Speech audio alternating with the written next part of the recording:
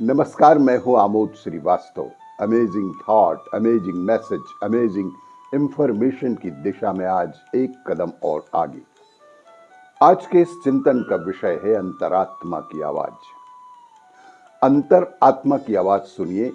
मनुष्य सामान्यतः जो बाह्य में देखता, सुनता और समझता है वह यथार्थ ज्ञान नहीं होता, किंतु वह भ्रमवश उसी को यथार्थ ज्ञान मान लेता है।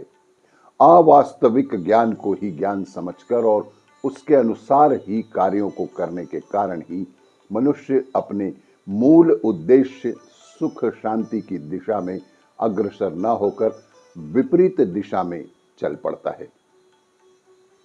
यथार्थ ज्ञान का अनुभावक मनुष्य का अंतरात्मा ही है। शुद्ध बुद्ध एवं स्वयं चेतना होने से उसको अज्ञान का अंधकार कभी नहीं व्याप सकता। परमात्मा का अंश होने से वह उसी की तरह सत्य चित्त एवं आनंदमय है। जिस प्रकार परमात्मा के समीप असत्य की उपस्थिति असंभव है, उसी प्रकार उसके अंश आत्मा में भी असत्य का प्रवेश संभव नहीं है। मनुष्य का अंतरात्मा जो कुछ देखता, सुनता और समझता है वही सत्य है, वही यथार्थ ज्ञान है। अंतरात्मा से अनुशासित मनुष्य ही सत्य के दर्शन तथा यथार्थ ज्ञान की उपलब्धि कर सकता है। यथार्थ ज्ञान की उपलब्धि हो जाने पर मनुष्य के सारे शोक, संतापों एवं दुख द्वंद्वों का स्वतः समाधान हो जाता है।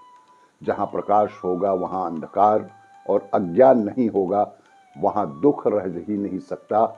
प्रकाश का अभाव ही अंधकार है और ज्ञान की अनुपस्थिति ही दुख का कारण। दुख का कोई अपना मौलिक अस्तित्व होता ही नहीं है। अंतरात्मा की बात सुनना और मानना ही उसका अनुशासन है। शंका हो सकती है कि क्या मनुष्य का अंतरात्मा बोलता भी है? हाँ, मनुष्य की अंतरात्मा बोलती भी है, किंतु उसकी वाणी स्थूल ध्वनिपूर्ण नहीं होती। वह सूक्षाति सूक्ष्म होती है, जिसे बाह्य एवं स्थूल श्रवणों से नहीं सुना जा सकता।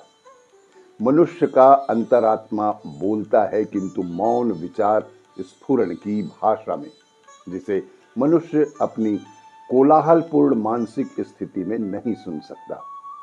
अंतरात्मा की वाणी सुनने के लिए आवश्यकता है कि मनुष्य का मानसिक कोलाहल बंद हो।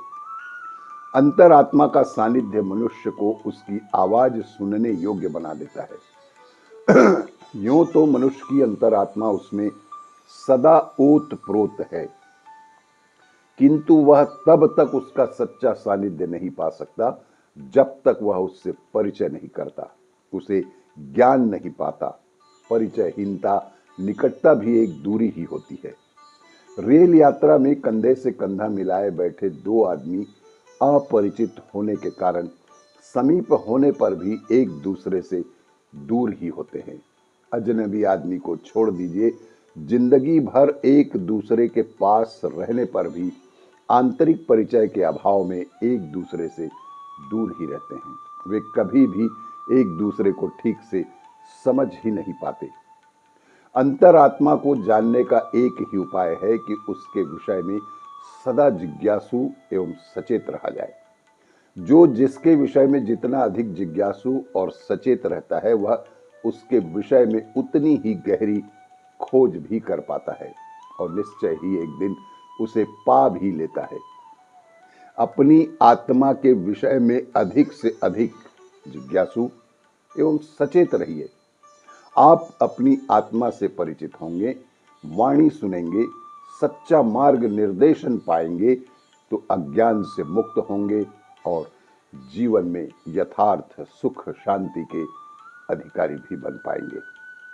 इसीलिए सदैव ही अंतरात्मा की आवाज सुने और जो दिल कहे, जो दिमाग कहे, उसी पे जीवन संचालन करें। आपको ये मेरा वीडियो अच्छा लगे तो लाइक करें, शेयर करें और सब्सक्राइब अवश्य करें। धन्यवाद।